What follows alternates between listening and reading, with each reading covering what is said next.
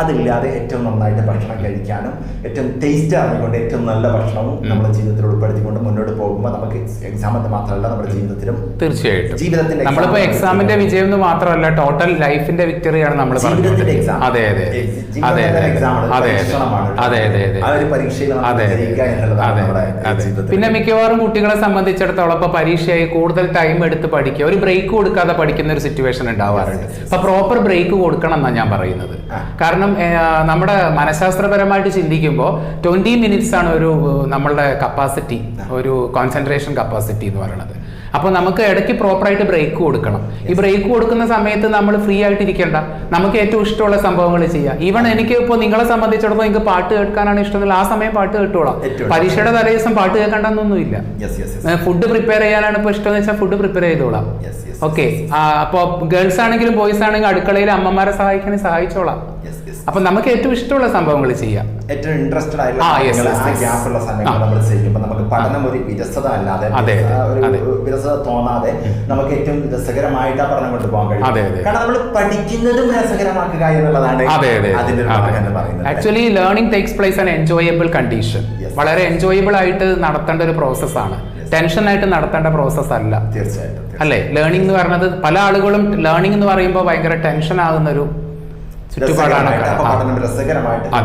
ഏതൊക്കെ മേഖലയിൽ കൂടെ കഴിയും, ആ ഗ്യാപ്പിൽ മ്യൂസിക് കേൾക്കാം, ആ ഗ്യാപ്പിൽ നമുക്ക് ഏറ്റവും രസകരമായിട്ട് ചെറിയൊരു കുറച്ച് എക്സസൈസുകളൊക്കെ ചെയ്ത് കഴിയും, പഠിക്കാനുള്ള ഒരു മൂഡ് നമുക്ക് ക്രിയേറ്റ് ചെയ്യാൻ കഴിയും. നെക്സ്റ്റ് അതുപോലെ തന്നെ നമ്മൾ പ്രത്യേകം ശ്രദ്ധിക്കേണ്ട കാര്യം, നമ്മളെല്ലാവരും വിശ്വാസികളാണല്ലോ. അപ്പൊ തീർച്ചയായിട്ടും താൻ പാതി ദൈവം പാതി എന്നല്ലേ സാർ, അങ്ങനെ വിശ്വസിക്കുന്നില്ലേ? ഓക്കെ, അപ്പൊ നമ്മൾ ലേണിങ്ങിനെ സംബന്ധിച്ചിടത്തോളം നമ്മൾ എത്ര തന്നെ നമ്മൾ എഫേർട്ട് എടുത്തു കഴിഞ്ഞാലും ദൈവത്തിന്റെ ഒരു അനുഗ്രഹം, ഒരു കടാക്ഷം നമുക്ക് വേണം. അപ്പൊ നമ്മൾ പ്രോപ്പർ ആയിട്ടുള്ള പ്രെയർ, എന്നാൽ ഞാൻ അങ്ങനെയാ കുട്ടികളെടുത്ത് എല്ലാവരും നമ്മൾ പ്രൊമോട്ട് ചെയ്യാറുള്ളത്. നമ്മൾ വിശ്വസിക്കുന്ന ശക്തി ഏതാണോ ആ ശക്തിയിൽ നമ്മൾ പ്രാർത്ഥിക്കുക എന്ന് പറയുന്നത് അതൊരു ശക്തിയാണ്. അതെ അതെ അതെ. പ്രത്യേകിച്ച് നമ്മൾ അറിയാതെ ഒരു ശക്തിയിലും വിശ്വസിക്കാത്തവൻ ആരോടും പറയാനില്ല, ആരോടും ചോദിക്കാനില്ല, അല്ലെങ്കിൽ ഒന്നിലും വിശ്വസിക്കാനില്ല. അപ്പൊ ആ ഒരു സാഹചര്യത്തിൽ നമ്മുടെ മനസ്സിനൊരു ശക്തി പകരാൻ നമ്മൾ വിശ്വസിക്കുന്ന ദൈവം സർവശക്തൻ ഏതാണോ അവരോട് നമ്മൾ പ്രാർത്ഥിക്കുക. നമ്മുടെ പ്രാർത്ഥനയ്ക്ക് വലിയ ശക്തി, തീർച്ചയായിട്ടും പ്രാർത്ഥനയ്ക്ക് ഫലം ഉണ്ടാവും. തീർച്ചയായിട്ടും. ഓക്കെ. നമ്മൾ എത്ര തന്നെ സയന്റിഫിക് യുഗത്തിലാണെങ്കിലും ഞാൻ വിശ്വസിക്കുന്നത് പ്രയറിന്റെ ശക്തി ഉണ്ട് എന്നുള്ള രീതി. തീർച്ചയായിട്ടും. ഓക്കെ. പിന്നെ നമ്മൾ ആദ്യം വേണ്ടത്, നമ്മളിപ്പോ ഈ ഒരു പരീക്ഷ എന്ന് പറയുമ്പോൾ നമ്മൾ ആദ്യം നമ്മളൊരു ഗോൾ സെറ്റ് ചെയ്യണം. നമ്മളെ ലൈഫിൽ ഒരു ഗോൾ ഉണ്ടാവണം. അപ്പൊ അത് I will become after the examination. I will become, ഞാൻ എന്താവും, എന്ത് ചെയ്യണം, എവിടെ എത്തണം, ഡെസ്റ്റിനേഷൻ. നമ്മുടെ ഒരു ക്ലിയർ കട്ട് വിഷൻ വേണം. അതായത് നമ്മളൊരു ഗ്ലാസ്സിലൂടെ നോക്കുന്ന സമയത്ത് പക്ഷെ ആ ഗ്ലാസ്സിലൂടെ ലെൻസിലൂടെ നോക്കുമ്പോൾ ക്ലിയർ ആയിട്ട് കാണണമെന്ന് ലോങ് സൈറ്റിലേക്കൊക്കെ ആണെങ്കിൽ അത് ഗ്ലാസ് എന്തായിരിക്കണം ഏറ്റവും ബെറ്റർ, അല്ലെങ്കിൽ ആ ഫോക്കസ് ചെയ്യുന്നത് ഫോക്കസ് ചെയ്യാം. നമ്മുടെ വിഷൻ ഫോക്കസ് ചെയ്യാം. അപ്പൊ ഫോക്കസ് ചെയ്യുമ്പോൾ തീർച്ചയായിട്ടും നമ്മൾ നടക്കുന്ന വഴികളിൽ, ഇപ്പൊ ഉദാഹരണത്തിന് നമ്മളൊരു വഴിയിലേക്ക് ഒരു സ്ഥലത്താണേക്കാണ് പോകുന്നതെങ്കിൽ ആ സ്ഥലം നമ്മുടെ ഡെസ്റ്റിനേഷൻ തീരുമാനിച്ചിട്ടാണ് പോകുന്നത്. എവിടെയും തീരുമാനിക്കാതെ പോകുമ്പോൾ എവിടെയും എത്തില്ല.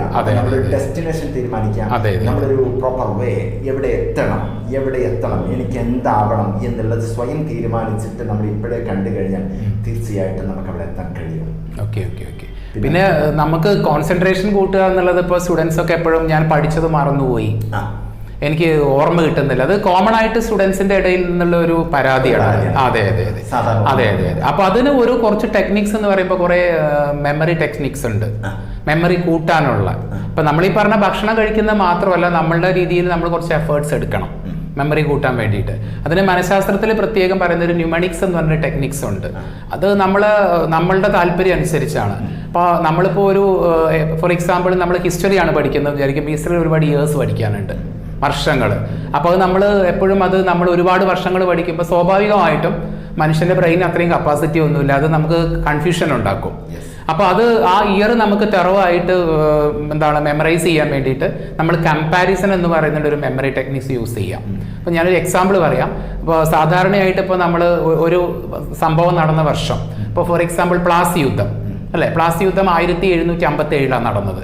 അപ്പോൾ പിന്നെ ആദ്യത്തെ ഒന്നാം ഇന്ത്യ സ്വാതന്ത്ര്യ സമരം അത് 1857 നടന്നത്. അപ്പോൾ ഇത് രണ്ടും നമുക്ക് പ്രോപ്പറായിട്ട് മെമ്മറൈസ് ചെയ്ത് വെക്കണം. അപ്പൊ നമ്മൾ ഈ പ്ലാസി യുദ്ധം കഴിഞ്ഞിട്ട് 100 years കഴിഞ്ഞിട്ടാണ് അത് സംഭവിച്ചിട്ടുള്ളത്. അപ്പൊ അവിടെ ഒരു കമ്പാരിസൺ ആണ്, അതായത് ഒന്ന് കഴിഞ്ഞ് എത്ര കഴിഞ്ഞിട്ടാണ് അത് നടന്നത്, ചെറിയൊരു കണക്ഷൻ ഒന്ന് അസോസിയേറ്റ് ചെയ്യണം. നമ്മൾ ഉദ്ദേശിക്കുന്ന സംഗതി എന്താണ്, ഇമാജിനേഷൻ വഴി അതൊരു ഇമാജിനേഷൻ ആയിട്ട് നമ്മുടെ മൈൻഡിലേക്ക് കയറ്റി വെച്ച് കഴിഞ്ഞാൽ അതവിടെ കിടക്കും. ഓക്കെ ഓക്കെ ഓക്കെ, അതെ അതെ അതെ അതെ അതെ അതെ. പിന്നെ കുറെ റിത്തമാറ്റിക് ആയിട്ടുള്ള ടെക്നിക്സ് ഉണ്ട്, അതൊക്കെ ഇൻഡിവിജ്വൽ ഡിഫറൻസ് ഉണ്ടാവാം. അപ്പൊ ഞാനൊക്കെ പഠിക്കുന്ന സമയത്ത് അങ്ങനെ റിത്തമാറ്റിക് ആയിട്ടുള്ള മെത്തേഡ്സ് യൂസ് ചെയ്തിട്ടുണ്ടായിരുന്നു. അപ്പൊ നമ്മളിപ്പോൾ ഒരു എസ്സേ പഠിക്കുമ്പോൾ 10 പോയിന്റ് ഉണ്ടെന്ന് വിചാരിക്കുക. ആ 10 പോയിന്റിൽ ഒന്നാമത്തെ പോയിന്റ് ഫസ്റ്റ് ലെറ്റർ സാറിന് മനസ്സിലാവുന്നുണ്ടോ, രണ്ടാമത്തെ പോയിന്റിന്റെ രണ്ടാമത്തെ ലെറ്റർ പോയിന്റിന്റെ, അങ്ങനെ ആ ലെറ്റർ വെച്ചുകൊണ്ട് ഒരു പാട്ടുണ്ടാക്കുമായിരുന്നു ഞങ്ങൾ, ഒരു റിതം. ആ ഒരു റിതം എന്ന് പറയുമ്പോൾ ആ ഒരു റിതത്തിലൂടെ നമ്മൾ ഇങ്ങനെ പഠിക്കുമ്പോൾ നമ്മൾ അതൊരു പാട്ടായിട്ടും ഉണ്ടാക്കും, അതിന് അർത്ഥമൊന്നും ഉണ്ടാവില്ല, ആ പാട്ടിന്റെ റിതം മാത്രമാണ്. ഓക്കെ, ആ റിതം ഞാൻ മെമ്മറൈസ് ചെയ്യും. മെമ്മറൈസ് ചെയ്യാനും പറ്റും. ആ ഒരു പാട്ടിന്റെ ഓരോ ലെറ്ററുകൾ, അത് ആദ്യത്തെ അക്ഷരം, അപ്പൊ ആ പോയിന്റ് എനിക്ക് ഓർമ്മയിൽ വരും, ഒരു റിത്തമാറ്റിക് ആയിട്ടുള്ള. പിന്നെ നമ്മൾ മെമ്മറൈസ് ചെയ്യുമ്പോൾ നമ്മളെ ശരീരത്തിനെ മൊത്തം കൂടി അതിലേക്ക് പാർട്ടിസിപ്പേറ്റ് ചെയ്യാൻ ശ്രമിക്കുക. ഇപ്പൊ ചെറിയ കുട്ടികളൊക്കെ നമ്മൾ നമ്പേഴ്സ് പഠിപ്പിക്കുമ്പോൾ, ന്യൂമറിക്കൽ നമ്പേഴ്സ് പഠിപ്പിക്കുമ്പോൾ, പണ്ട് LP ക്ലാസ്സിലൊക്കെ ഒന്നൊന്ന് ചെല്ലുമ്പോൾ ഒന്നിച്ച് നിൽക്കണം, സാറ് കേട്ടിട്ടുണ്ടായിരിക്കും. അപ്പൊ ബോഡി മുഴുവനാണ് അതിൽ പാർട്ടിസിപ്പേറ്റ് ചെയ്യണം. ഒന്ന് അല്ലെ, ഒന്നൊന്ന് ചെല്ലുമ്പോൾ ഒരുമിച്ച് നിൽക്കണം, അല്ലെ നമ്മളൊക്കെ പഠിച്ചിട്ടുള്ള സംഭവമാണ്. അപ്പൊ നമ്മൾ ആ ബോഡി മൊത്തം പാർട്ടിസിപ്പേറ്റ് ചെയ്യാണ്. മൊത്തം പാർട്ടിസിപ്പേറ്റ് ചെയ്യുമ്പോൾ ബ്രെയിൻ ഒന്നും കൂടെ വർക്ക്ഔട്ട് ചെയ്യും, ഒന്നുകൂടെ ആക്റ്റീവ് ആവും, എനർജറ്റിക് ആവും. ഇത്രയും കാര്യങ്ങളൊക്കെയാണ് നമ്മൾ എക്സാമിനേഷൻ. പിന്നെ നമ്മൾ ചെയ്യാനുള്ള കാര്യങ്ങൾ നമ്മൾ ചെയ്യുക. നമുക്ക് ഒരിക്കലും നമ്മൾ കാര്യങ്ങൾ ചെയ്യാൻ വേറൊരാൾ വരും എന്നുള്ള ചിന്ത നിങ്ങൾക്ക് ഉണ്ടാവരുത്. നിങ്ങളാണ് കൂടുതൽ അതിൽ പാർട്ടിസിപ്പേറ്റ് ചെയ്യേണ്ടത്. സാറ് പറഞ്ഞ പോലെ തന്നെ ഐ ക്യാൻ, അതായിരിക്കണം നിങ്ങളുടെ മുദ്രാവാക്യം ലൈഫിൽ. എന്നെക്കൊണ്ട് ചെയ്യാൻ പറ്റും. പല ആളുകളും നമ്മളെ പല രീതിയിൽ നമ്മളെ എന്ത് ചെയ്യാറുണ്ട്, നിരുത്സാഹപ്പെടുത്താറുണ്ട്. നീ ഇത്രയും പ്രായമായില്ലേ, ഇനി എന്താ പഠിച്ചിട്ട്, ആ രീതിയിലുള്ള ഒരുപാട് കാര്യങ്ങൾ നമ്മളോട് പല ആളുകളും പറയാറുണ്ട്. അപ്പോൾ ഇത്തരത്തിലുള്ള കാര്യങ്ങൾ നമ്മൾ ജസ്റ്റ് ഒന്ന് മറന്നു പോവുക. നമ്മളെ കൊണ്ട് ചെയ്യാൻ പറ്റാവുന്ന കാര്യങ്ങൾ മാക്സിമം നമ്മൾ ചെയ്യുക. അതിന് വേറെ ഒരാളെയും നമ്മൾ എന്ത് ചെയ്യേണ്ട, കാത്തു നിൽക്കേണ്ട കാര്യമില്ല. ടീച്ചേഴ്സ് നിങ്ങളെ സപ്പോർട്ട് ചെയ്യുന്നുണ്ട്, നിങ്ങൾക്ക് പ്രോപ്പറായിട്ടുള്ള സ്റ്റഡി മെറ്റീരിയൽസ് ഉണ്ട്. പിന്നെ ഞാൻ നിങ്ങളോടൊരു കാര്യം പറയാം, പല ആളുകളും പല രീതിയിൽ സങ്കടപ്പെടുന്ന ഒരു കാര്യമാണ്, ഇത്രയും ഏജ് ആയില്ലേ. ഒരിക്കലും നിങ്ങൾ അങ്ങനെ ചിന്തിക്കേണ്ട കാര്യമില്ല. കാരണം ഈ പ്രായം എന്ന് പറയുന്നത് ഒരു സംഖ്യ മാത്രമാണ്, വേറെ ഒന്നുമില്ല അതിൽ, അല്ലേ? അപ്പോൾ എനിക്ക് ഇത്ര പ്രായമായി എന്ന് പറയുമ്പോൾ നിങ്ങൾ ശ്രദ്ധിക്കുക, പ്രായം എന്ന് പറയുന്നത് ഒരു സംഖ്യ മാത്രമാണ്. അപ്പൊ നമുക്ക് അത് നേടിയെടുക്കാൻ പറ്റും എന്നുള്ളതാണ്, അല്ലെ? പ്രായത്തിന് ഒരു പരിമിതിയില്ല. ഞാൻ നിങ്ങളോട് തുടക്കം തൊട്ടേ പറഞ്ഞു, ലേണിംഗ് ഈസ് കണ്ടിന്യൂസ് പ്രോസസ്. അത് തുടർച്ചയായിട്ട് നടക്കുന്ന, അമ്മയുടെ ഗർഭപാത്രത്തിൽ നമ്മൾ തുടങ്ങിയതാണ്, നമ്മുടെ ശവക്കല്ലറ വരെ നമ്മൾ എന്ത് ചെയ്യാണ്, ആ ഒരു പഠനം കണ്ടിന്യൂസ് ആയിട്ട് നടന്നുകൊണ്ടിരിക്കുകയാണ്. അപ്പോൾ എല്ലാവർക്കും എക്സാമിനേഷൻ്റെ ഫിയർ എല്ലാം മാറിയിട്ട് ഒരു നല്ല വിജയാശംസകൾ നേരുവാണ്. എൻ്റെ എല്ലാ സപ്പോർട്ടും, എൻ്റെ എല്ലാ അനുഗ്രഹങ്ങളും നിങ്ങളുടെ കൂടെയുണ്ട്. Keep it. അപ്പോൾ സാറ് നേരത്തെ പറഞ്ഞതുപോലെ ഏജ് എന്ന് പറയുന്നത് വെറും ഒരു സംഖ്യ മാത്രമാണ്. അതെ അതെ സാർ, കറക്റ്റ് ആണ്. ഏജ് എന്ന് പറയുന്നത് ഒരു സംഖ്യ മാത്രം. പക്ഷെ നമ്മുടെ തെറ്റിദ്ധാരണയാണ്, പ്രായമായി കഴിഞ്ഞാൽ നമ്മുടെ എനർജി നഷ്ടപ്പെടും എന്നുള്ളത്. നമ്മൾ ശ്രമിച്ചു കഴിഞ്ഞാൽ നമ്മൾ പല ആളുകളും വിളിച്ചിട്ട് ചോദിക്കാണ്, സാറേ എനിക്ക് ഇത്ര ഏജ് കഴിഞ്ഞാൽ പഠിക്കാൻ പറ്റും. പക്ഷേ ഇവിടെ സംബന്ധിച്ചിടത്തോളം ഏജ് എന്നുള്ളത് നമുക്ക് ഒരു വിഷയമല്ല. കാരണം നമ്മുടെ മൈൻഡാണ് ഞങ്ങൾ സൂക്ഷിക്കേണ്ടത്, നമ്മുടെ മനസ്സ്. പല ആളുകളും ചിലപ്പോൾ ഒരുപാട് ഏജുള്ള ആളുകൾ നമുക്ക് വന്നപ്പോ മമ്മൂട്ടിയൊക്കെ, അതെ അതെ.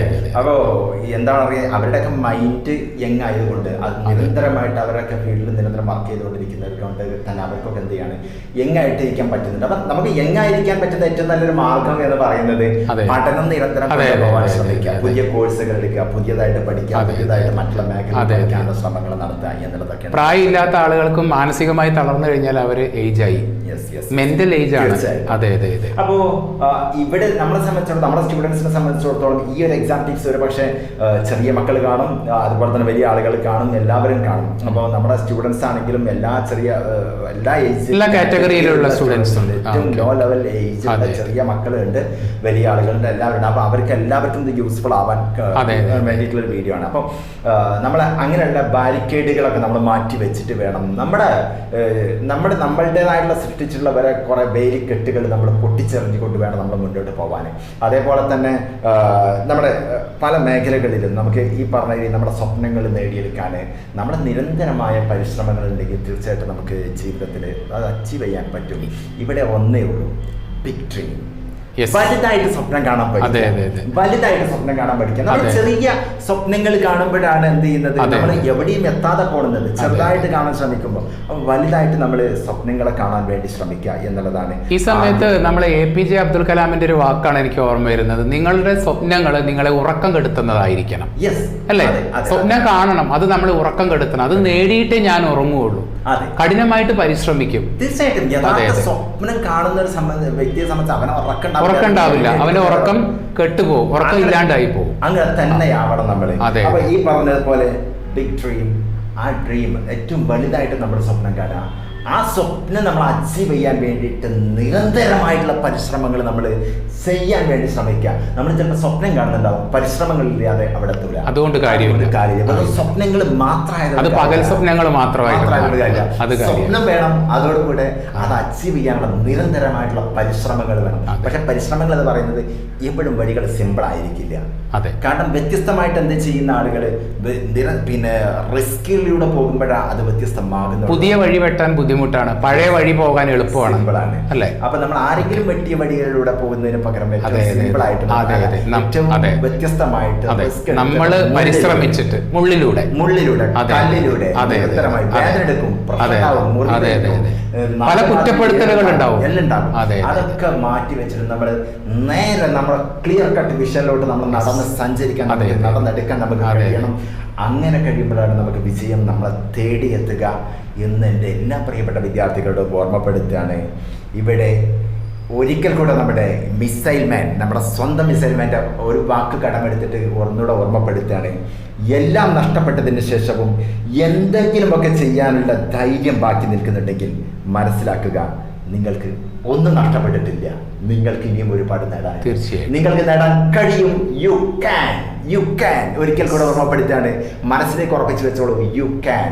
എല്ലാ വിജയാശംസകളും നേരുകയാണ് ഈ പരീക്ഷയ്ക്ക്. നിങ്ങളുടെ ജീവിതത്തിൻ്റെ മൊത്തം വിജയത്തിലേക്ക് എല്ലാ നന്മകളും നേരുകയാണ്. All the best my dear students. All the best. See you. Bye.